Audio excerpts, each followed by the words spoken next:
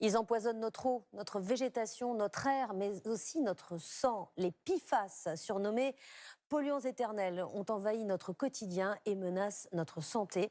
Nous leur consacrons notre magazine du jour. D'abord, 3 infos pour comprendre ce qui se cache derrière ces 4 lettres, PFAS, avec Nicolas Châteauneuf et Philippe Maire.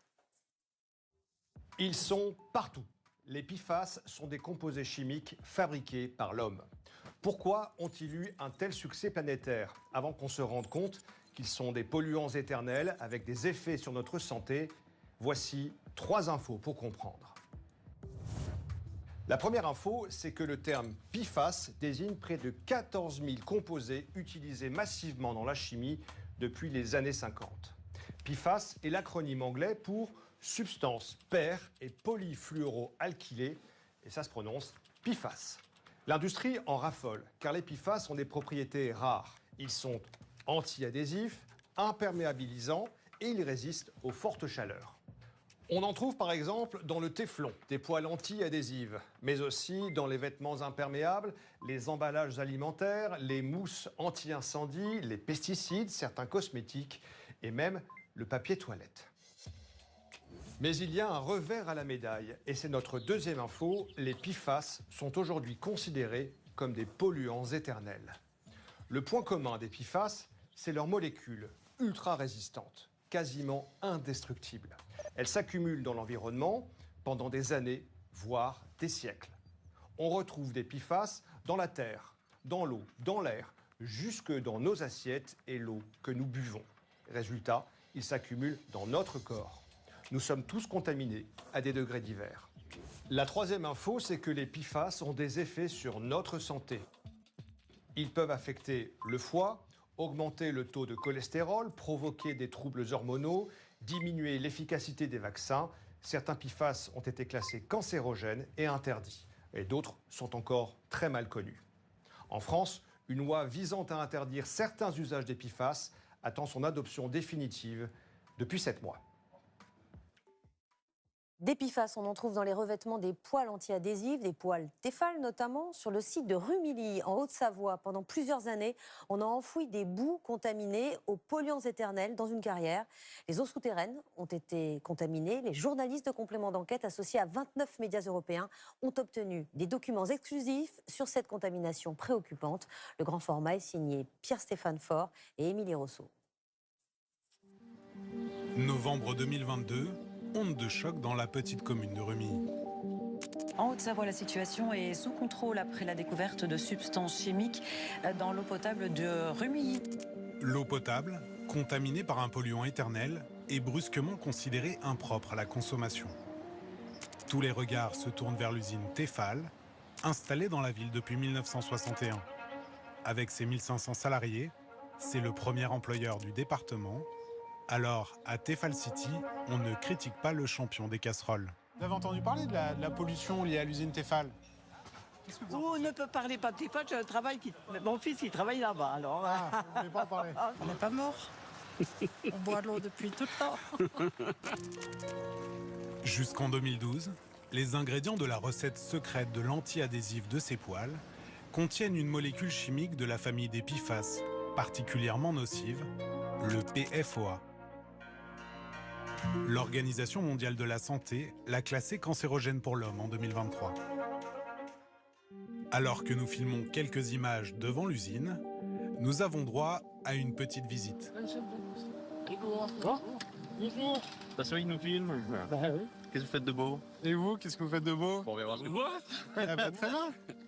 Il y en a 15 Tefal, vous savez bien. C'est basé sur quoi? Sur les PFAS? Oui, évidemment, c'est sur la Tefal, ouais, bien sûr. D'accord.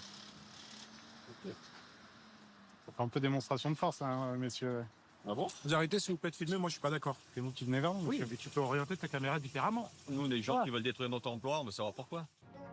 Pascal, un ancien Tefalien, comme on les appelle ici, a travaillé 20 ans à l'usine. On fait le tour au rond-point Tefal, là. Le rond-point de la poêle. Pas rien, ça. Et là, on rentre dans Tefal City.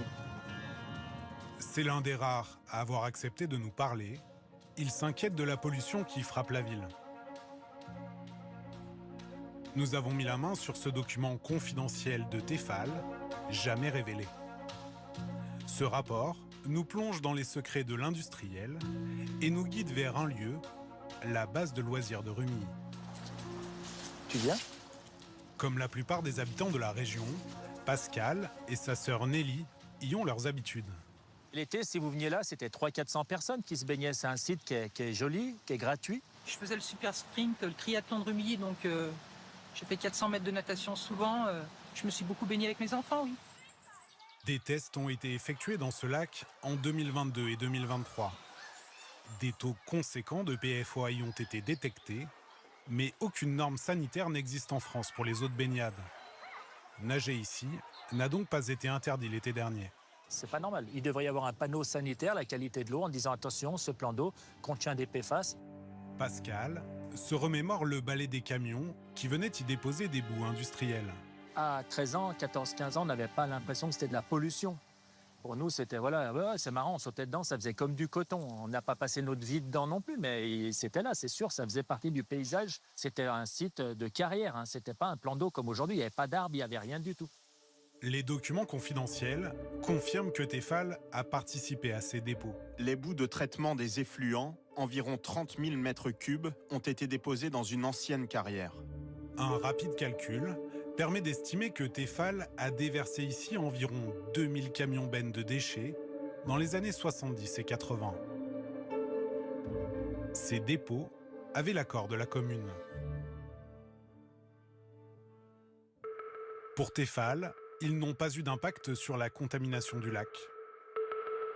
Nous avons découvert que l'industriel avait enterré ces boues contaminées au PFOA sous d'autres sites alentours. Cette molécule est aujourd'hui présente dans les nappes phréatiques. Tefal estime que d'autres industriels pourraient aussi être responsables de cette pollution. Une enquête des services de l'État est en cours. De se rendre compte que pendant des décennies, on a arrosé notre jardin, on a utilisé de l'eau qui potentiellement est ultra polluée, c'est plutôt inquiétant. Et là, on se rend compte qu'on est vraiment sur une bombe énorme, en fait. Les habitants de Rumilly ont-ils des PFAS dans le sang? C'est la question que se pose Virgile. Avec son association, il a financé les tests sanguins de 5 volontaires qui habitent la ville, des femmes, toutes contaminées au PFOA, jusqu'à 5 fois plus que la moyenne française. On constate que le taux est relativement croissant en fonction de l'âge et du nombre d'années pendant lesquelles elles ont bu de l'eau sur Rumilly et donc de l'eau potentiellement polluée depuis ces décennies. C'est juste qu'on demande à savoir, en fait. C'est quand même logique qu'on sache à quel niveau on est contaminé et qu'est-ce que ça implique dans le futur. Et en fait, tous les Rumilliens devraient pouvoir avoir ce droit-là, en fait. Les autorités n'ont toujours pas lancé d'études pour tester le sang de la population. Depuis la révélation du scandale de l'eau contaminée, Tefal communique. Vous avez beaucoup de visites de journalistes ces temps-ci? On en a eu quelques-unes, beaucoup. Je ne sais pas si on peut dire beaucoup, mais on en a eu quelques-unes. Pour lui, on en a, j'exagère pas, toutes les 2 semaines. Cathy Pianon, directrice de la communication du groupe SEB, est à la manœuvre. Je vais leur en mettre partout. Document à l'appui, elle assure que l'industriel n'utilise plus de PFOA dans le processus de fabrication de ses poêles depuis 2012. Nos poêles sont sûrs pour nos salariés et pour les consommateurs, tout à fait. Mais qu'en est-il de la pollution passée, engendrée par cette molécule? Nous visitons la station d'épuration des rejets de l'usine. Donc ça, c'est le déchet final? C'est le déchet une fois que final. l'eau a décanté? Ouais, c'est ce qu'on sort comme déchet de la station d'épuration, tout à fait. Et elles finissent où aujourd'hui? On les met en centre d'enfouissement. Vous les jetez plus un peu partout dans Rumilly? On les a jamais jetés partout. Non, on les a jamais. On n'a jamais fait de déchets sauvages. Ça, c'est extrêmement important de le préciser. Durant 10 ans, sur une période de 10 ans, vous avez déposé l'équivalent de 30 000 mètres cubes. Non, pas du tout. Écoutez, c'est les informations que j'ai. Et je crois que madame... 30 000 en tout? Si, 30 000 mètres cubes. Ça représente en fait, des centaines de camions de boue toxique. Alors, là, je pense qu'il faut se remettre dans le contexte. Notamment au PFOA. Le PFOA, je ne peux pas dire que c'est moi à 100% et je ne peux pas dire que ce n'est pas moi du tout. Ce qu'on vous dit, est-ce que là... 1000 mètres cubes quand même, 10 ans de dépôt. Non, mais de dépôts qui ne sont pas que des bouts de station d'épuration. Et nous ne sommes pas les seuls. Des filtres à charbon ont dû être installés pour éliminer le PFOA de l'eau potable. Tefal a pris en charge le coût de fonctionnement de la station pour une année, 360 000 €. Mais qui paiera ensuite, dans 5, 10 ou 20 ans? Qui assumera un jour le coût de la dépollution de Rumilly? Ces questions restent aujourd'hui en suspens. Alors peut-on aujourd'hui se débarrasser de ces PFAS? Bonsoir Simon Ricotier. Première chose, donc, est-on capable de dépolluer les zones les plus contaminées? Eh bien, en théorie, oui, mais c'est irréaliste financièrement. 100 milliards d'euros par an, voilà ce qu'il faudrait pour débarrasser l'Europe de ces PFAS. C'est plus de la moitié du budget annuel total de l'Union européenne. Pour la France seule, c'est 12 milliards par an, selon une enquête de plusieurs médias européens, dont France Télévisions. Alors, par où commencer? Eh bien, les chercheurs appellent à fixer des priorités, notamment dépolluer les sols les plus contaminés. C'est ce qui est fait dans le port d'Anvers, en Belgique, l'un des endroits les plus pollués de la planète.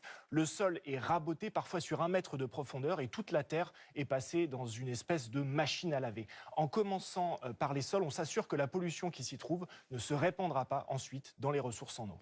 Mais l'eau potable, on l'a vu, est aussi contaminée. Comment on fait pour se débarrasser des PFAS? Eh bien, on utilise souvent du charbon actif qui filtre une partie des PFAS. Pour une usine d'eau potable, ça coûte environ 5 millions d'euros. Mais ça, pour éliminer jusqu'aux plus petites molécules, il faut utiliser un filtrage encore plus fin. Et cette fois, vous le voyez, c'est 1 milliard d'euros pour une seule usine équipée. Et puis, une fois extraits, il faut aussi les détruire, ces PFAS. Pour l'heure, seule la combustion à plus de 1100 degrés est efficace. C'est très coûteux et très énergivore. Merci Simon. C'est le groupe qui fabrique le scotch et les post-it. 3M est une société américaine créée dans les années 20 qui a inventé les PFAS. Une de ses salariées est devenue une lanceuse d'alerte. Elle avait découvert en 1997 la présence de PFAS dans le sang de la population américaine, dans plusieurs échantillons, et en avait informé la direction. Mais elle n'a jamais été entendue. Témoignage recueilli par Émilie Rousseau et Mathilde Lyotard. Minnesota, dans le nord des États-Unis. Cette femme a travaillé 26 ans pour l'industrie chimique. Mais la scientifique est devenue lanceuse d'alerte. Elle nous emmène sur le site historique de son ancien employeur, 3M, l'inventeur des PFAS. L'héritage chimique de 3M commence dans cette usine. C'est l'un des premiers sites où la production de masse des PFAS a commencé aux États-Unis. On peut dire que cet endroit est à l'origine de la contamination de toute la planète. Chris Hansen travaillait dans les laboratoires de l'industriel. Sa spécialité, détecter les PFAS. En 1997, ses supérieurs lui donnent une nouvelle mission.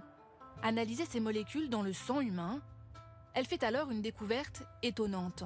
Les molécules de 3M ont contaminé toute la population des États-Unis. 3M avait déjà trouvé des PFAS dans le sang de ses travailleurs de nombreuses années auparavant, ce qui n'était pas très surprenant. Mais quand nous avons trouvé des traces de produits chimiques dans le sang que nous avions acheté auprès de laboratoires ou de la Croix-Rouge et qui représentaient le grand public, là, c'est devenu un peu effrayant, inattendu. La chimiste en informe ses supérieurs et continue ses recherches. Chaque nouvel échantillon, chaque nouvelle analyse confirme ses premiers résultats. Mais la direction du groupe les conteste et l'accuse de faire des erreurs. Très vite, j'ai eu l'impression que les critiques se transformaient en quelque chose de personnel contre moi. Pourquoi est-ce que je continuais à chercher ces substances? Pourquoi est-ce que j'informais mes supérieurs de ce que je trouvais? J'ai donc vécu une période très inconfortable et stressante, non seulement parce que j'avais trouvé ces produits chimiques, mais aussi à cause de la réaction des gens au sein de l'entreprise. À l'époque, son employeur lui assure que ces molécules ne sont pas toxiques. Chris Hansen est finalement muté à un autre poste. Un homme va pourtant découvrir que les industriels connaissaient la toxicité de ces PFAS depuis plus de 70 ans. Rob Bilott, aux États-Unis, c'est presque une rockstar, l'un des avocats les plus connus du pays. C'est lui qui a révélé le scandale des PFAS il y a plus de 25 ans, une bataille qui a inspiré l'histoire du film Dark Waters. DuPont a délibérément empoisonné plus de 70 000 citoyens pendant 40 ans. Vous saviez, pourtant vous n'avez rien fait.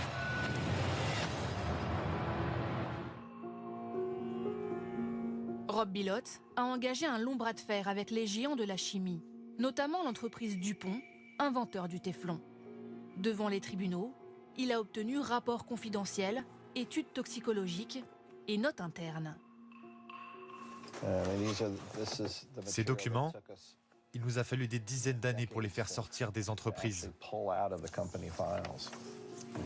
Ces milliers de pages racontent l'un des plus grands scandales industriels du XXe siècle.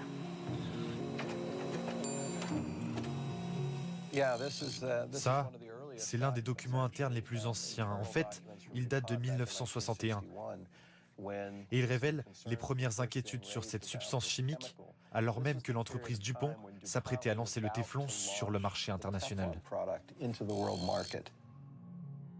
Dès 1961, DuPont découvre que certains PFAS font grossir le foie des rats et des lapins. Ces substances doivent être manipulées avec une extrême prudence. Les industriels découvrent ensuite que les PFAS peuvent provoquer des malformations sur le fœtus et sont liés à l'apparition de certains cancers. Aucune de ces études internes n'est publiée.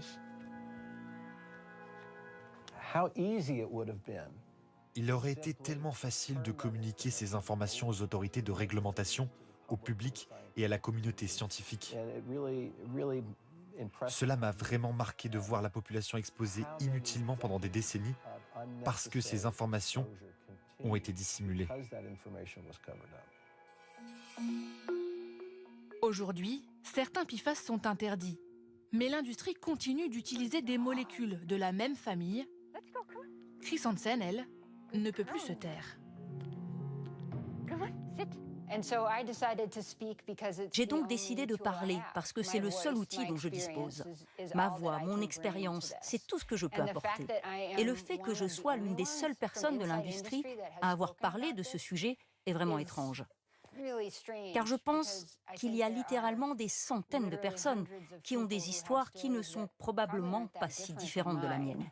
Mais personne n'en parle. Ces industries restent donc intouchables. Chris Hansen a quitté l'entreprise en 2022.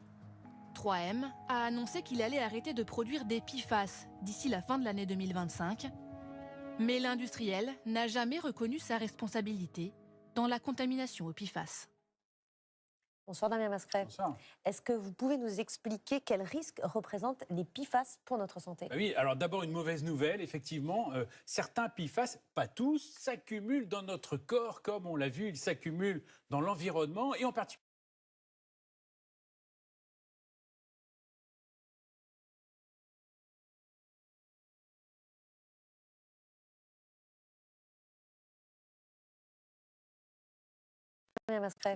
Est-ce que vous pouvez nous expliquer quels risques représentent les PFAS pour notre santé? Oui, alors d'abord une mauvaise nouvelle, effectivement, certains PFAS, pas tous, s'accumulent dans notre corps, comme on l'a vu, ils s'accumulent dans l'environnement et en particulier dans deux organes, le foie et les reins. Alors, pour le foie, il y a une toxicité directe. Quand on fait une prise de sang, on s'aperçoit qu'il y a effectivement une augmentation des gamma-GT, comme on le voit dans les hépatites ou dans les cirrhoses, par exemple, et puis une augmentation aussi du taux de cholestérol, parce que la majeure partie du cholestérol est fabriquée dans le foie, et là, le système s'emballe, évidemment.